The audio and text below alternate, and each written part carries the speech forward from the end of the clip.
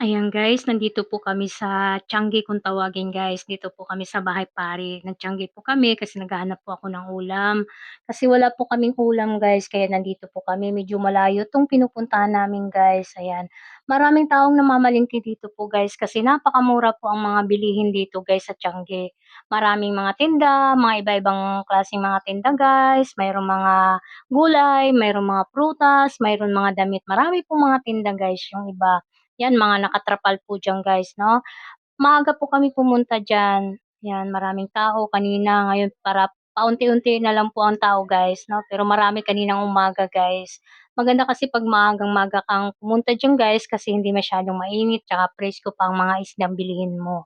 'Yan, napakamura talaga diyan guys 'pag Tiangge. Maraming Tiangge diyan guys, oo, napakaganda 'yan po, may mga puno po tayong nakikita diyan, napakaraming tao diyan guys kanina 'yan.